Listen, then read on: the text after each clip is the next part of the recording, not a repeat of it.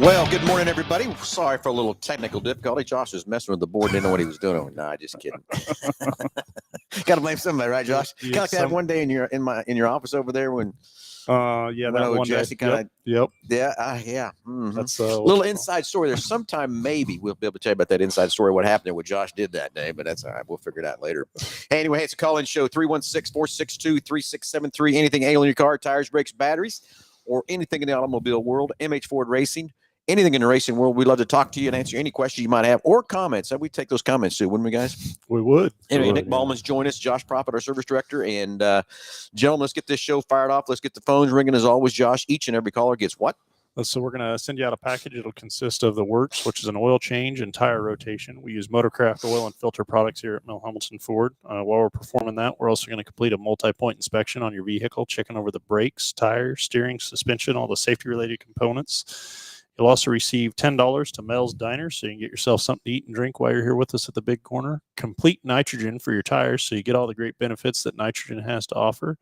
And then a BG products package, which is going to consist of a can of MOA or motor oil additive for your engine oil, and then a can of CF5 for your fuel system. Again, just getting that vehicle geared up and ready to go for that next 5,000 miles of driving. All right, it's 316-462-3673. Hey, that's the number. It comes right to the front desk. Tell the girls you want to get on the podcast and answer your questions, and we'll love to give you that prize package. And who knows, maybe if your car is something going wrong with you don't understand, we'd love to help you with it, but you might even get a free diagnostic out of the package from that standpoint. So let's get the phones ringing, 316-462-3673. Josh, you had a big week. Yes, I did. I did. It's been very busy, but a lot of fun, a lot of interesting. A lot of work, for sure. A lot of fun, but a lot of work. Yes. So anyway, Josh has been in some flight training for us, and Josh is our pilot for our plane. So some new updates and stuff like that. So pretty cool. So excited for you to be back, Josh. And I'm sure David Gray is happy you are back. Yeah, I'm sure too. Yesterday he was about ready to pull his hair out. He's been flying around everywhere, and he got a little short with me there just for a little bit. And I say, Dave, it's okay. I get it. But I get it. It's been a crazy week around here in the store and everything else from that standpoint. So I'm sure Dave is glad to have you back on that part too. So anyway, Nick, what's new in racing? What's happening over there? Where we headed tonight and all that good stuff? We've had a busy week in racing too. We started out Monday and Tuesday in Belleville, Kansas for the XR Belleville Dirt Nationals, the dirt late model portion of it. The super late models raced the first night on the big half mile, which was a lot of fun to watch. They ran the second night. They ended up going to the quarter mile track in the infield because the half mile they were burning up tires and overheating the motors and everything else. So they ended up going to the quarter mile the second night, but it was a lot better racing, a lot closer. And went up there, sold quite a few tires, and then this weekend, we are at Bar to Bar for the two-stroke invitational that's going out there yesterday, today, and tomorrow. And then tonight. Two-stroke, huh? Two-stroke. What about CCs those are? They get those in the 400s and 450s? I think they go to a 250. Yeah. Just a 250? 125 and 250. Yeah. Two-stroke. And then we are going to Salina Speedway tonight for the NCRA series. They're going to have late models, modifieds, sport mods, stock cars, hobby stocks, little red wagons. They're going to race if it's got wheels, they're racing it. It should be a lot of fun. Yeah, very good. And then there was something going on in Great Bend too. I think this so I think the start of the Rocky Mountain Race Week is and I think the first stop was Great Bend. So good luck to all those guys driving around their race cars on the highway. Yeah. That separates some guys. That separates the men. If you got to drive it, if you got to drive it to the track, I guess from that side. So, yeah, I know Hoosier. They kind of frown upon that sometimes because those guys will run those big 34, 5, 17-inch slicks down the highway, and that is not a highway tire. Not a highway tire. What do you mean whatsoever. About that? So, well, it is a highway tire. It's a pavement tire. Just a pavement tire. But, how about? So, do you run this? Do you run tonight? Headed to Dodge City this afternoon, so I'll be a little toasty out there in Dodge City, and from that part, so yeah, headed out there this afternoon and see what we can do out there. It's a lot of exciting stuff happening out there too. He's got a lot of prizes and giveaways and stuff. And I believe I'm correct, Nick. I think everybody gets in free. And look at our screens going crazy on us, Josh.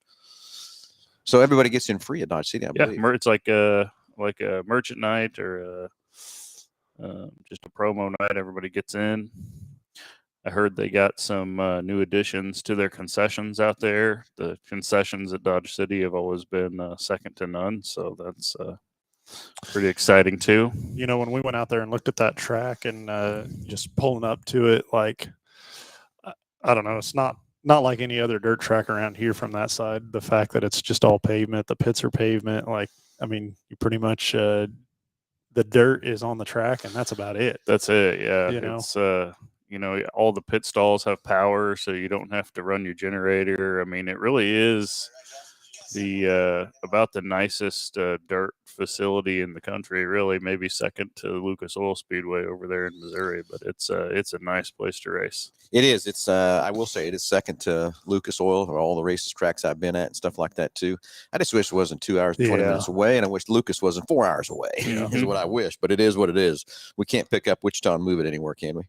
Yeah, it's like those I don't know, like a nice lake or something. When you go to one of those, it's like, man, I couldn't imagine what it'd be like living next to something like this. Right. Same way on the racetrack side of things, and that be your Friday and Saturday night, having to experience to go to one of those places, and then anytime you went somewhere else, you'd be disappointed on that side of it. It is. Exactly. It is. But it makes for a late night getting home and everything else too. But you know, it's part of the fun that we all have. And Nick, you've been down that road too, of all those meetings with your dad and stuff like that. And that's what's fun with Jake and I and everything else too. So excited for that. Excited to go race tonight and see what we can do again.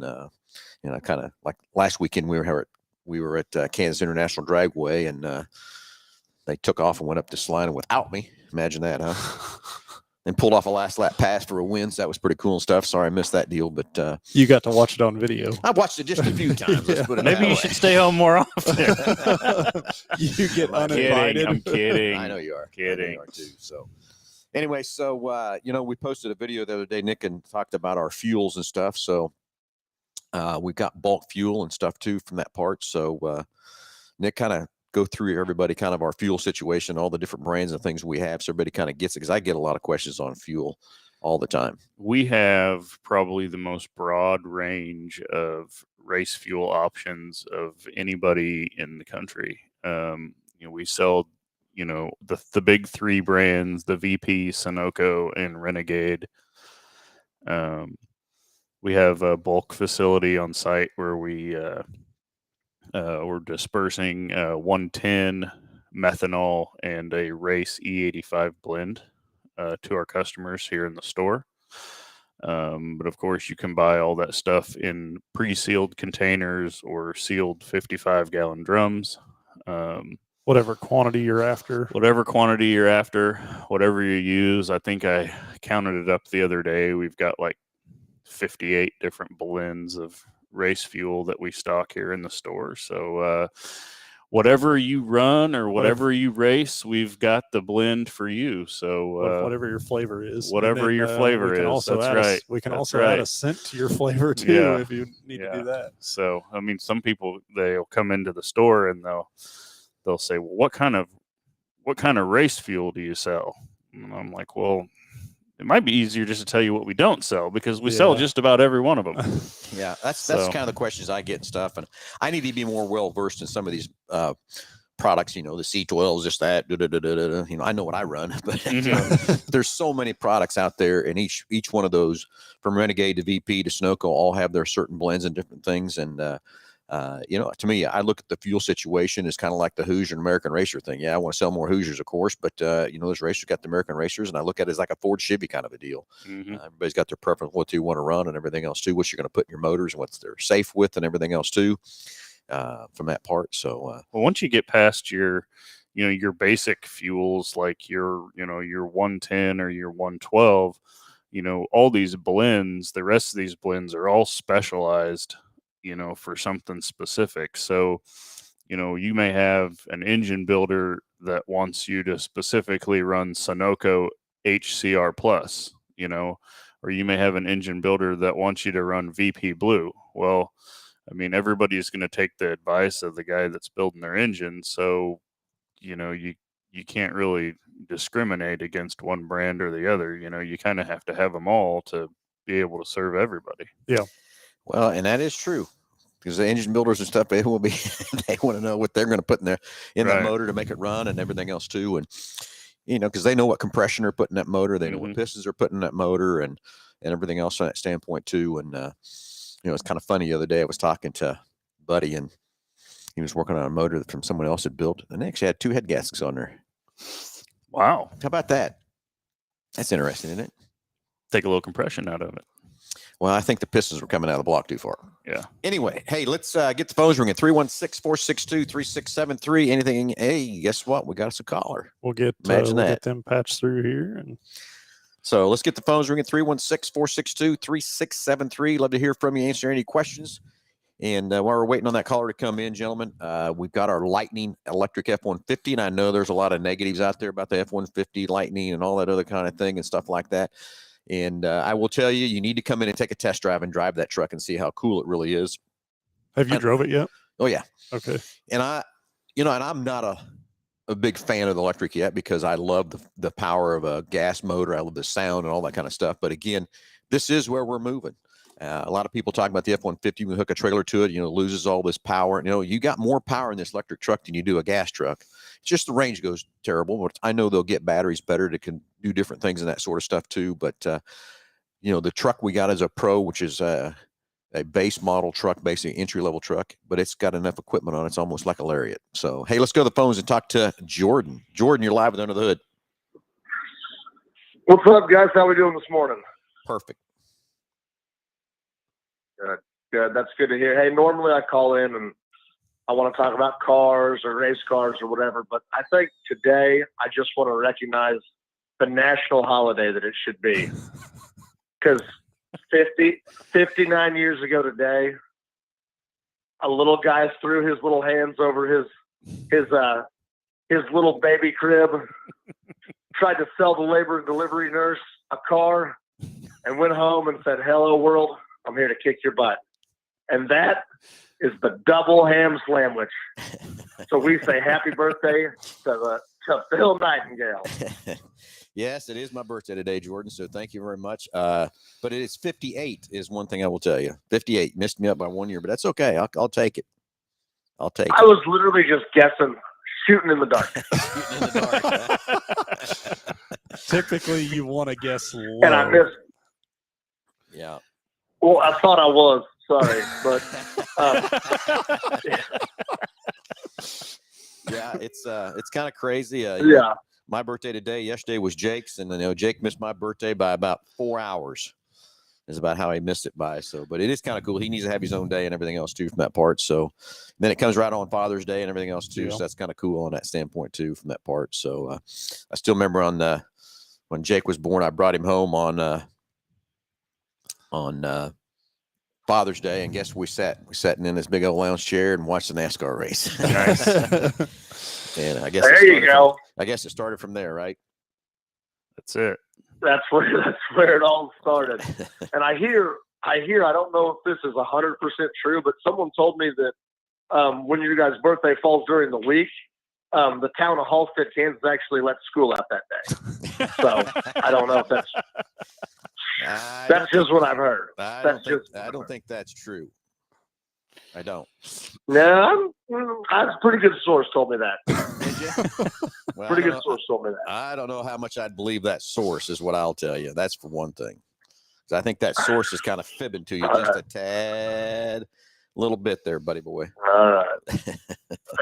Well, either way, congratulations on you guys' win last night. On for real, happy birthday. You guys are awesome, and hope you have a great day. So appreciate the call, buddy. Have a great day too. Hey, and one more thing. Happy Father's Day to everybody. Yeah. Tomorrow's another big day, so happy Father's Day to everybody out there too. So everybody enjoy your day tomorrow. Happy Father's Day to all the fathers. We'll have a great day for that part. So Jordan, thanks for the call, buddy. All right, 316-462-3673. Hey, anything ailing your car, tires, brakes, batteries, new products, whatever. But hey, let's go back to the Lightning truck. And there's some negativity out there posting about the actual time to the range when you hook to a trailer or that kind of thing. I can't wait to get the extended range one here. And of course, we got one in transit coming in, and first one coming. It's a Platinum coming next, and to see what his range will be in that sort of thing. But I know as technology gets better, the batteries get better. There'll be more bigger and better things and stuff like that in that part. But I'm telling you, Josh, you drove it on the drag strip. How was the drag strip the other night? To start off with, when I left here, it had I think it was 189 miles of range is what it said. It wasn't fully charged yet from that side because I think somebody took it for a test drive previous and stuff like that. But when I left here, I went down 119th Street, and I made it all the way to 119th Street, and it was like 29th Street before I even used the first mile of range because of all the regenerative braking that it was doing at the stop signs. So that part I thought was really, really cool. Just knowing that in town driving it was going to extend that range. As far as performance on the drag strip, it was the torque on that thing. It doesn't matter if you're going from a stoplight or 40 or 60, or when you get on it, it goes. It just goes. The instant torque is crazy on that thing. And if somebody whoever was driving it wouldn't have fallen asleep at the tree, I don't remember who that was, it would have been a really close race between that GT. But I had one of the big Corner Creative guys in the passenger seat, and I know this sounds like an excuse, and it kind of is, but we were going through, and he's like, well, how do you put it in sport mode? And I didn't even think about it pulling up there. So I'm messing around with that stuff, and the lights like stay in stages in the GT, and it goes green, and I'm still over jacking with the console and stuff. I was like, oh yeah, we're racing. You remember your 8 mile time? I don't. I thought I'd left that printout in my office. So I'll have to. Stan's GT did a 7.7. Yeah, 8th mile. That's pretty quick. I mean, that's really. Well, I hate to tell you, that's faster than our great Mustang with the turbo on and stuff. So that's what everybody needs to understand. You want to degrade these electric cars. That stock GT did a 7.7 8th mile.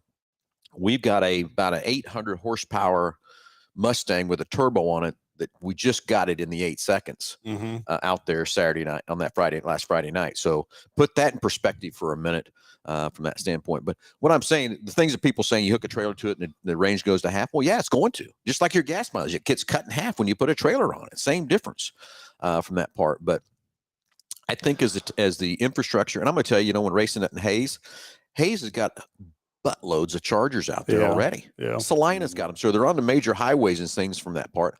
And Josh, we figured out what we're going to do here with us. We're going to go get the Wattzillas and leave those 2 we got in, put some 80 chargers there, and then put one at Quick Lane for now. We'll decide what we'll do at the front of the store as we start getting more of these electric cars and see how many we're going to get. We're going to get a total of 5 of the Lightning F-150s the first year ago, and they gave us one more from that part. So when I say 5, that also includes the Pro that we have out here.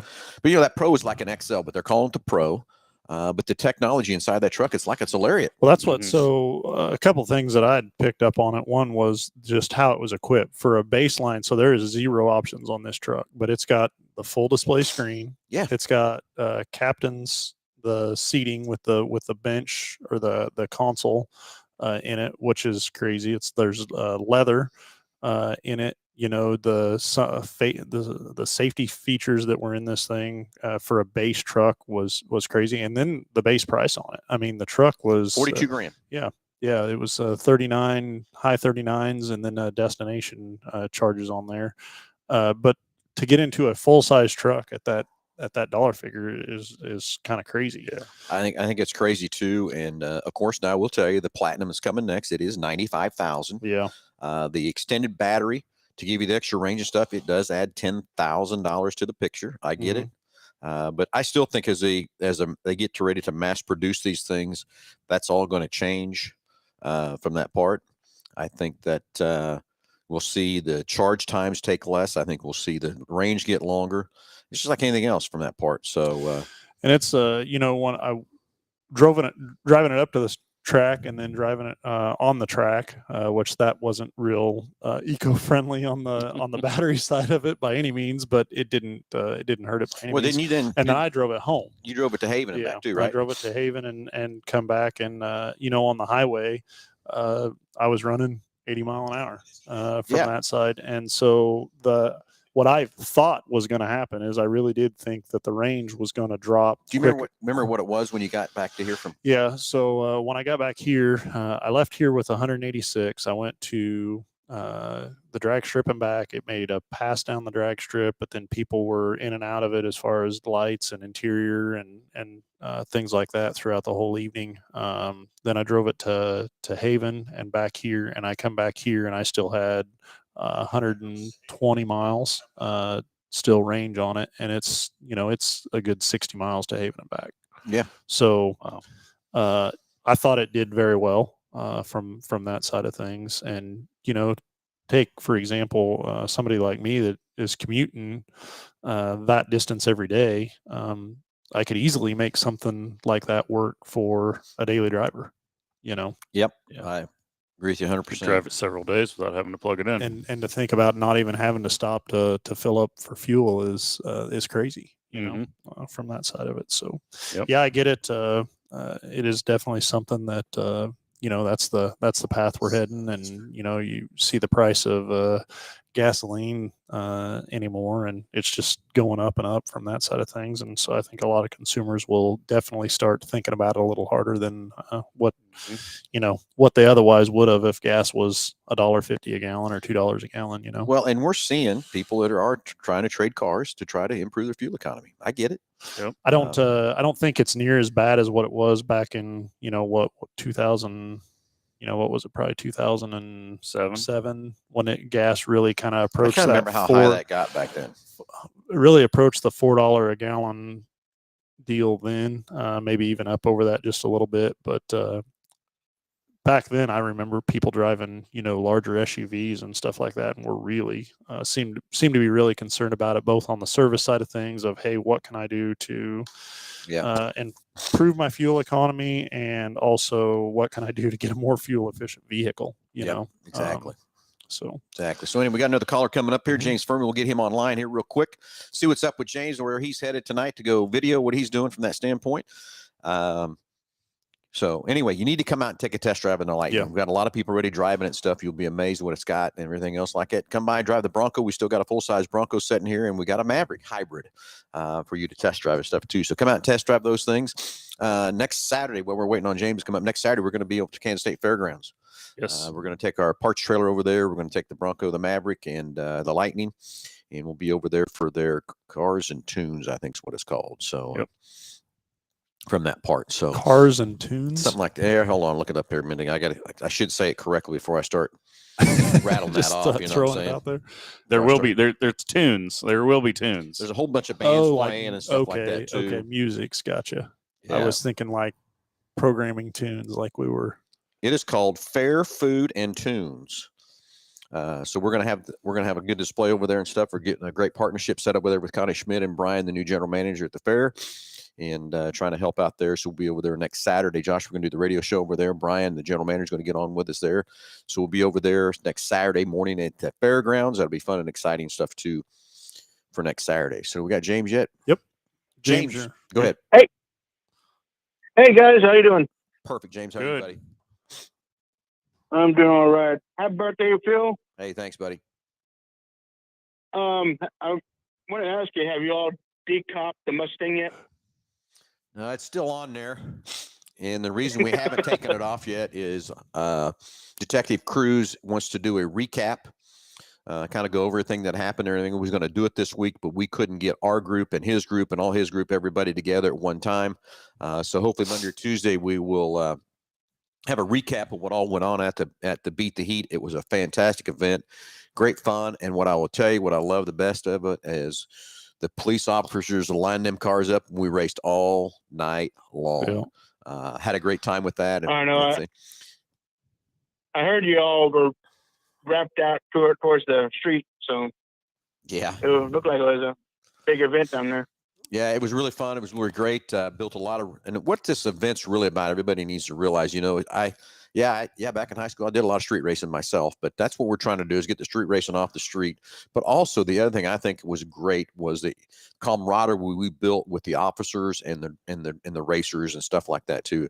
That's what this is all about, is getting back our blue, the people that protect us and everything else from that sort. And they did a great job. Those guys are out there. The sheriff's department showed up with 2 cars. They had a blast out there with them too. I'm just hoping next year we can get some more of the surrounding communities involved and come out and race with us, bring their cars, even if they just come out and just put it on display. Yeah, just be out there and interact and be a part of it. Oh yeah, Yeah, it's cool to see some other townships and stuff joining on that. Anyway, the other thing I don't know if you guys did it, but did you guys put on the drunk goggles and drive the golf cart? Yeah, did not do that. Okay, they had a test out there. You drove in a figure, you got on a golf cart, drove in a figure eight, so you can kind of see how it was. And then they tell you, do you want 0.8, 0.1, or the full bowl, or 2.0? And they put these goggles on you, and it makes you simulate that you've been intoxicated. So naturally, I took the 2.0. Okay, and I'm telling you, it's crazy. That's pretty drunk. That's bad. It's crazy how that works. So I don't know how many people did that demonstration out there or what, but it was crazy. Is that what all the cones were under the golf cart? Under the golf cart? Yeah. No, after your run of the 2.0. Not for me. I asked him. I said, I put one hand over my other eye. So that was really, I mean, it really makes you think now to do that and from that part. But I went around those figure eights about 3 times with those glasses on. Oh, I hit 1 cone. I was trying to figure out how that golf cart got in the middle of the track. Now I know. Not for me. That might be There's one out randomly out in the field, Yeah, exactly. Philly's running around with his beer goggles on. Yeah. So anyway, we'll have a recap this week, James. Then we'll debadge the old Mustang up, and then we're gonna get in the shop and get after. We only are running about 7-8 pounds of boost, I guess. We're gonna get it tuned up to 20, and really see what that Mustang can do. Get a little over 1,000 horsepower behind that Mustang, and see what that thing can do from that standpoint. But we'll have a recap coming out. Of course, there's some pictures and things on Facebook from our side of all the great stuff and everything else too. So it was a great event, and can't wait for next year. And I did have a car question for you. Sure. Now, last year about this time during the summer, my car seemed like it was skipping and hopping, trying to shift up through, like if I'm trying to pass somebody or something. It seemed to go away after I got an oil change and the weather had cooled down. And now it's starting it up again. And not quite sure if it's the boost or the turbo having an issue, or the transmission, or something else that's going on. Are you getting any type of light or anything with it when it happens? Yeah, when it started doing it, I did have a check engine light come on. And it's still on now, or no? Yeah, it's solid. Yeah. Yeah, so let's I don't know, let's get that in, take a look at it, and see what the light is, and see if there's any correlation. But yeah, there could be a matter of a charge air cooler hose from the turbo side of things that's leaking. Could be a miss from that side as well. What you don't want to have happen is that check engine light to flash at you. So if it's doing that, then we need to definitely pause driving it and get it looked at a lot faster. But we'll get a diagnostic added onto your package for that and see exactly what's going on with it for you. Okay, James? Okay. Awesome. Perfect. James, thanks for calling, buddy. Have a great day, and we'll get that car in here and see if we can figure out what's going on with it. Sooner the better, too, because you don't, like Josh says, you don't want that light to start flashing on you, buddy. Oh, yeah. Yep. Hey, are you recording anywhere tonight? Yeah, I'm going out to Salina tonight. Going to Salina. Awesome. Okay. Sounds good. Come Have see a good us. night, buddy. All righty. All right, let's got another caller coming in here, right? So let's get another caller coming up. Anyway, I forgot about paying attention to all the comments over on Facebook, so sorry about that. Let's go back up. Delbert All, I know you're probably still listening. Thanks for watching. Everybody, thanks for the birthday wishes. Really appreciate it. Tim Daniel, are you back home yet, or are you still driving? Tim, I'd love for you to call in and talk about your truck and his trip to Virginia. He took his F-150, and it's a 21, and we added Blue Cruise to it. Mhm. and he went all the way to Virginia with the Blue Cruise on that truck. So I'd love to hear from you, Tim, if you want to call in and talk about how your trip was. Not sure if you're back yet or not, or if you're still in Virginia or whatever, but I'd love to hear from you to tell a testimony on the Blue Cruise. I've got it on my demo too, and having fun with it. And boy, howdy, let me tell you, if you don't pay attention to the road, it'll start beeping at you. And then guess what it does? If you don't pay attention after it starts beeping at you, it jacks the brake on you. Slow the truck down. No, it doesn't slow down. It just hits it real hard. So it's like a jerk. Oh, So it thinks you're sleeping, I guess. It brake checks you. It brake checks. Yeah. Exactly what it is. Hopefully, there's nobody tailgating you. Well, it's just a little bit of a burp. So if you ignore it again, it gives you 2. And then I haven't went enough after that. I think then it will actually slow you probably down. slow it down, bring it to a stop, put it on the side of the road or something. Yeah. Yeah. From that part. So anyway, we're getting them patched through, I think, here. So, but the technology that they're putting in these things is absolutely crazy from that side. And when do you think we'll get this the other Lightning? it's in transit. Very good. It is Very in good. transit. It's this transportation deal right now is crazy. We've got so many things setting that we can't get. And now we're getting told rail car shortage. And then we had a salesperson run into a guy that just came back from a convention with rail cars. And that is what it is. They cannot, these conductors have been laid off. Now they're trying to hire them back, and now they don't have contracts and stuff. And it's a battle. And that's what's happening. We can't. When they say it's a rail car shortage now, we went through the chip shortage, which we're still fighting chips. We ain't getting enough of those, but now we're fighting a shipping problem. Yeah. So I've got a bunch of vehicles setting up in Dearborn that just aren't moving because they ain't got no conductors to drive those trains. Just trickles down. Trickles down. That's exactly right. So, no call coming through yet, Josh. Yeah, I don't have them coming through here yet. So Yes, don't want see to if she sent it. don't want to miss that call. Whatever we've got coming there too, but hopefully Tim Daniel will call in and talk about his experience. I've talked to him a little bit about it already since he was been on his trip and stuff, but. I'd love to hear from him and see if he would call in and talk to us about his trip and how it changed his trip and all that kind of stuff with this Blue Cruise. And I know that's another feature a lot of people are talking about. And some people say they don't like it and that kind of thing. And I think it's just another one of those things of getting used to how it is. And when I first drove the truck, I didn't like it either. Jake one day drove my demo from here to my house, and he called me driving down Kelly. He says, "I'm bored." I go, "What do you mean bored? I'm just sitting here." Well, yeah, I get that, but you do get used to it. Trust me on the different things and stuff from that part. And that's one of those things, just like adaptive cruise control when it first came out. I talked to a lot of people that weren't real fans of it from the aspect of having it, but now you get people that get in vehicles that don't have it. It's like, oh, I got to have that. Where did that go? So just like any safety feature, it take a little bit to get used to it, but once you're used to it, you got to have it. Yeah. Well, what you forget about too, and again, I was just talking to my sister when she dropped off her Explorer. One of their cars has got the adaptive in it, the other one doesn't. And you get messed up. You think you got it. Also, you're about ready to run the back of a car. You think it's going to stop, but it's not because you forgot it doesn't have it. I run into that a lot too, and I jump in another car or whatever. I'm cruising wherever. Ooh, this don't have adaptive on it. Hang on.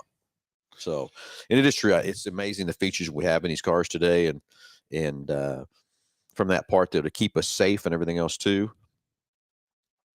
Okay, we having little phone issues, Josh. Yeah, it sounds like it. So, I wonder what else we can do here to make it better. So we're having a little phone issues getting people patched through. Sorry about that. We'll work on it here, see if we can figure out what's going on here with the phone system and fix up our issue with that part. So sorry about the little phone delay. Maybe, who knows? Any idea there, Josh? Maybe. Phone's on, everything's ready. Yeah. So anyway, everybody, sorry about that little technical difficulty again. Electronics, how about that? Fight to electronics, and here we go. So let's see if we can get them patched through here real quick.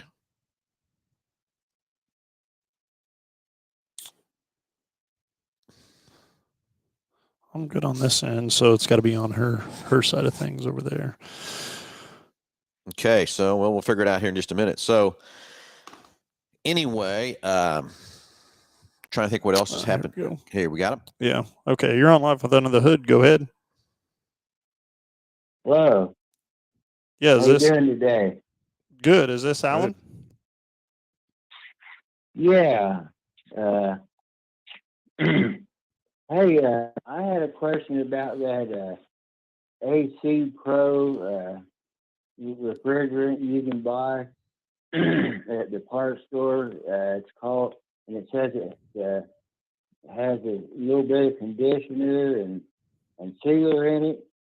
That wouldn't hurt your machine, would it? Yeah. If So. someone had that in their car? Yeah, so there's a couple of different things that I want to talk about in using that stuff. One, yes, it would. So if you hook it up to a machine that reclaims, that will. I mean, our machine has filters and things like that when it reclaims it, but that is basically contaminated fluid or contaminated refrigerant. That stop leak that they put in that stuff, just like any other stop leak, whether it's for a radiator or power steering or anything like that, they're introducing something that is not a long-term going to be good for the vehicle. And so you're going to do more damage to the AC system components that are not a problem currently later on down the road in using those types of products. It may work for a temporary fix and may get you cool air right now, but money over time is going to be much greater than just fixing what's wrong with it and having that operate.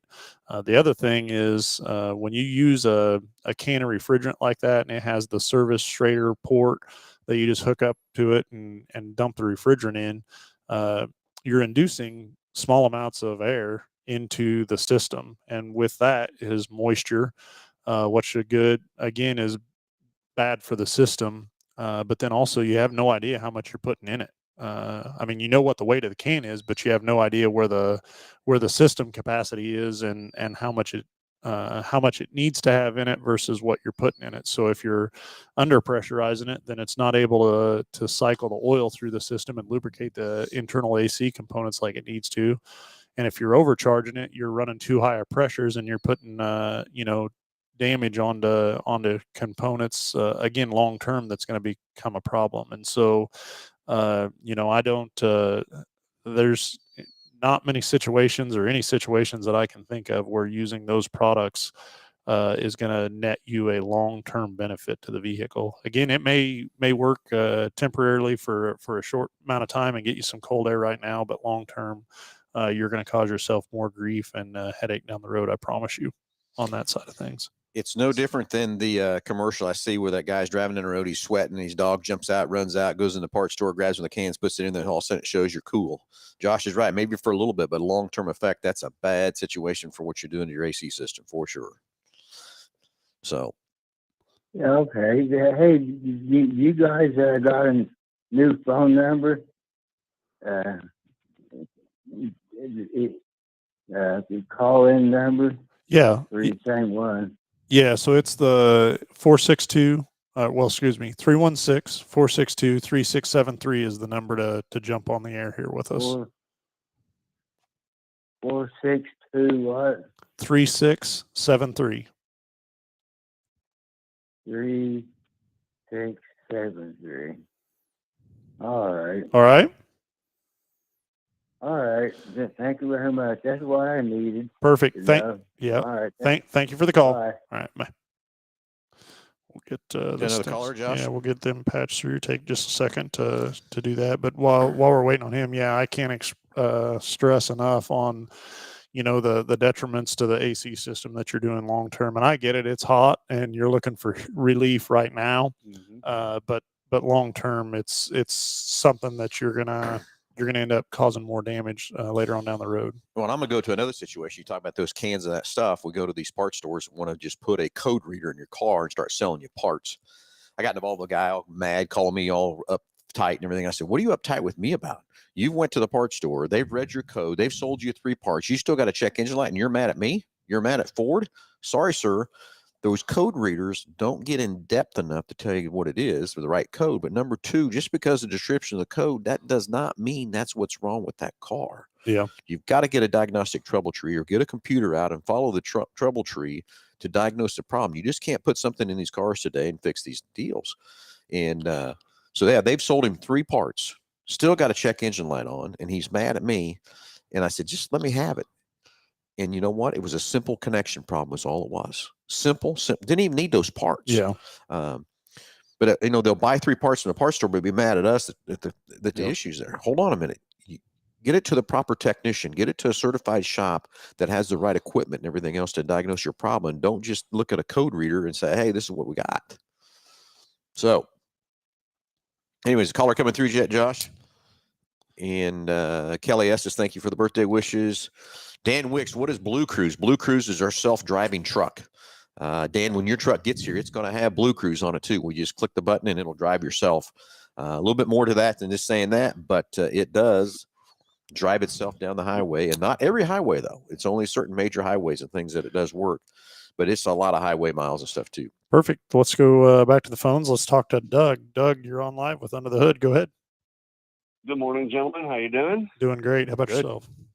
Good, doing well. Good. Hey, listen, I've got a 2019 Subaru Outback that I purchased about a year ago from Hambelton, and we absolutely love it.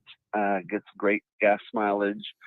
We get about 26 in town, and we get about 30 or 31 of them on the highway. But in this economy, we're looking for anything we can squeeze a drop out of our fuel efficiency for sure. So what are some things either through maintenance or through driving habits that we can do just make sure we're getting the most out of our vehicles?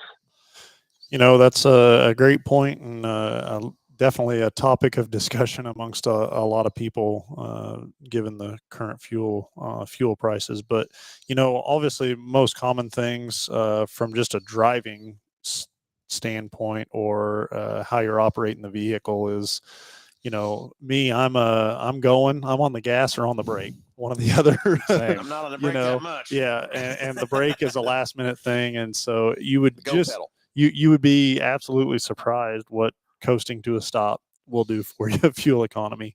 And using that momentum and just kind of coast instead of braking. So right off the bat, I mean, that's huge. I'm not that guy, but there are people that are, and some of these newer vehicles or even the hybrid type vehicles, they have all sorts of different ways to display how to get the best fuel economy. And it's almost like a video game. I mean, I think back of the Fusion Energies, and there was literally a tree in you're going green, the better you did. Yeah. And the tree would grow and get leaves and stuff as you were I didn't get many leaves growing on my tree. getting better fuel. You got a dead tree, didn't you, Bill? I had other customers that were telling me about this. I don't have your first-hand experience, but yeah. But anyways, they've almost made like a video game out of them to kind of help you drive to get better fuel economy. Now, outside of that, things like air pressure and tire is something that's crucial that people really overthink or don't think of, and right. it is crucial. When you have a tire, it's a little low. Well, then when it's cold, it's even lower. It's going to take more to push that tire down the road than if it was properly inflated, and that's where nitrogen comes into play and is a huge candidate for that. So air pressure and tires. The other thing is that I can think of is air filter. Make sure you got a good air filter. Spark plugs. What do those look like? When was the last time they were replaced? A lot of the plugs anymore are platinum or uranium, and they're typically 100,000 mile plug, but the gap in them, and it may not be defective in the sense that it's doesn't miss, but what's the gapping look like in the plug? Where and is it able to do the job that it needs to do? So. Yeah, the next thing I'm going to throw in there is, keep the proper oil change done. Don't go, 5,000 is the max mileage. I don't care what anybody says, no matter what brand of oil or what full synthetics or whatever. But I'm going to tell you, every time I did an oil change on my car, I'd be doing the BG GDI service. That's where we put a can of fluid into the engine crankcase and run it about 15, 20 minutes before we drain the oil, get all the carbon built out behind the rings that happens today with our direct injected engines and stuff, and make sure those rings are sealing like they need to from that part. Just good maintenance on that part. Another story, I know I've said this many times in a store before, but I still remember a guy bought a Honda and he wanted new tires on it. We put Michelin's on it, and it was a hybrid Honda.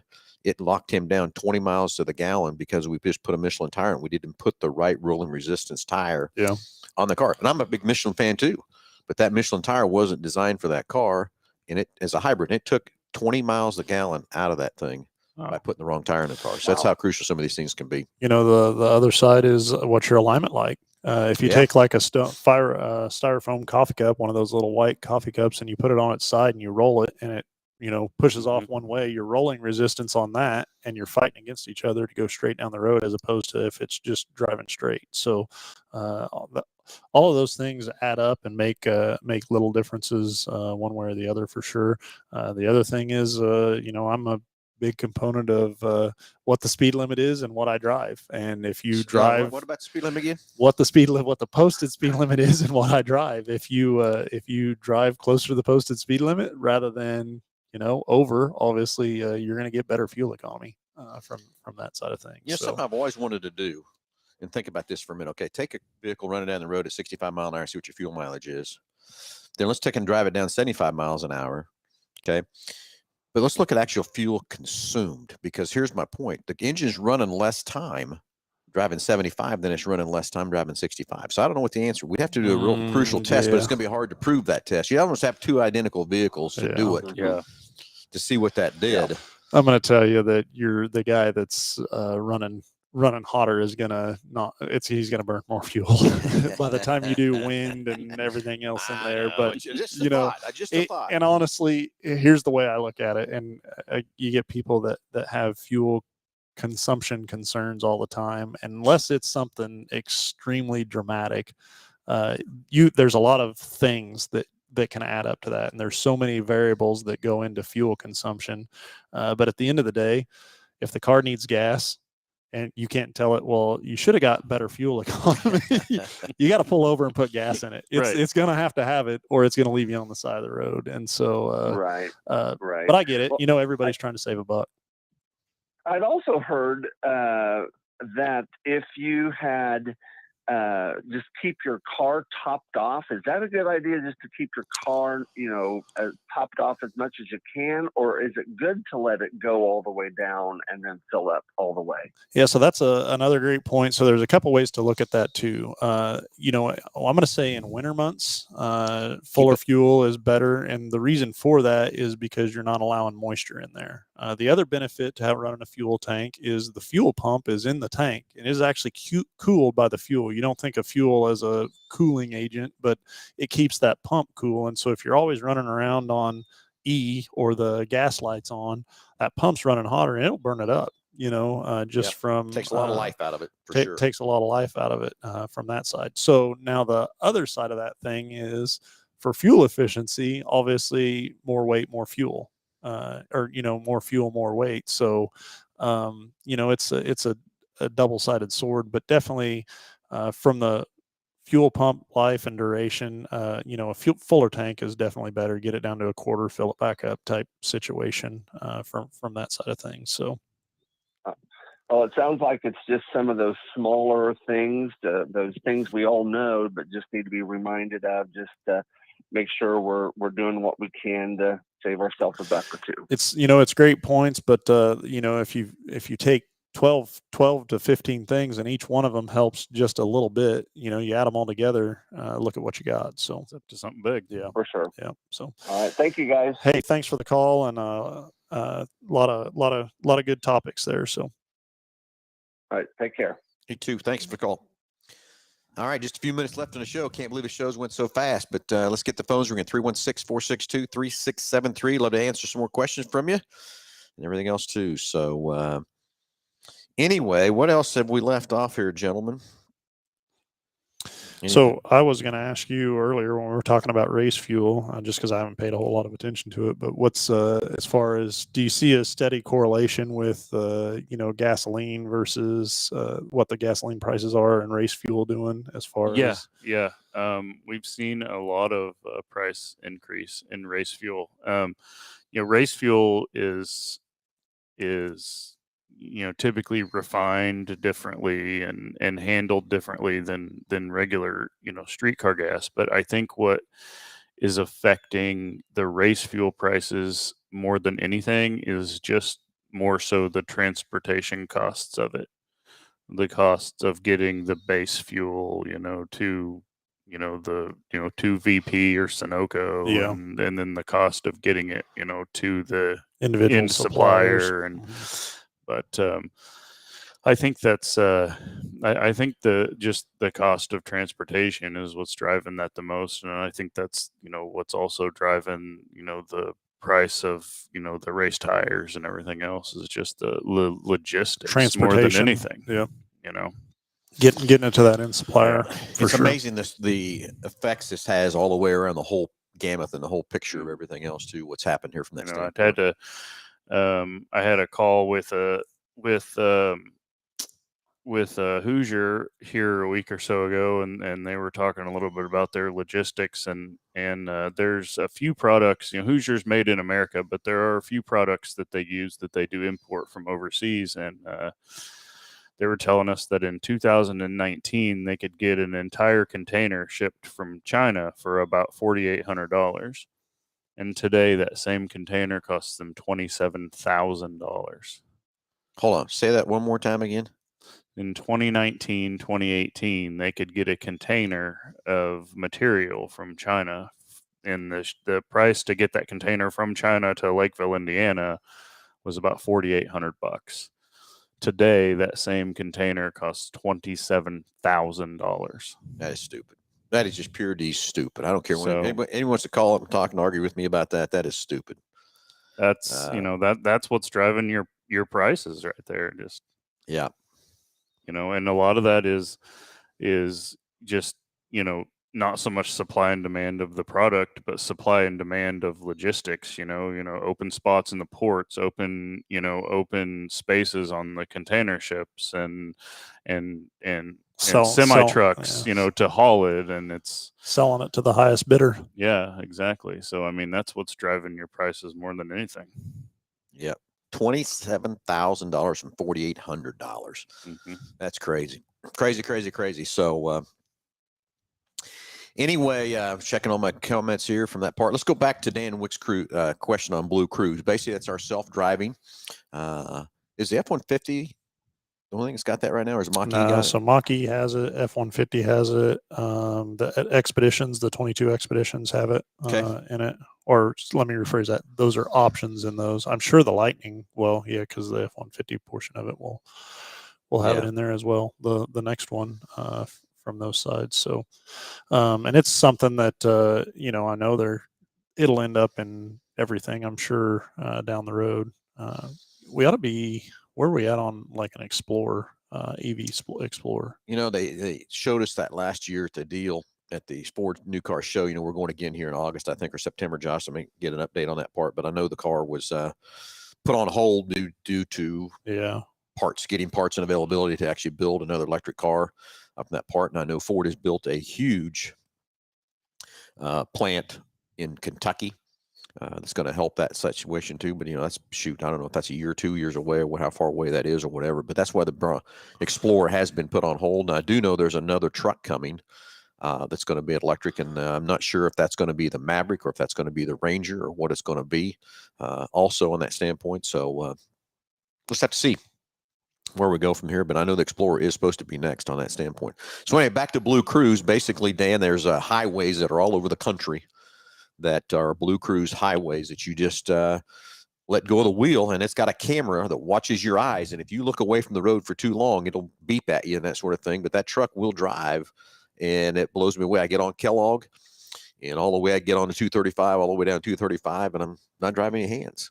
But you change lanes, and it does kick it off. Then once you get settled back on that lane again, it kicks it back in there, whatever. So as soon as you turn your turn signal on and notice you're moving a lane, whatever, it cuts the Blue Cruise off, and it tells you to resume control and that sort of thing with it too. But I sure wish Tim would have called in. What Tim told me was, I don't remember, it's 20-some hours, what I remember of Tim driving to Virginia. And what he told me was, he says, you won't believe it how much more rested I was. I'm less tired, everything. Because your hands aren't up on the wheel. You kind of sit back, relaxing and all that kind of stuff. But made that drive so much more pleasurable and everything else like that too. And he showed me you know how to pull that up real quick. He showed me what his miles per gallon was and everything on the truck when he did that. But what I wished it would do, it would show you, he got 22.1 miles to gallon. It was 20 hours and 38 minutes.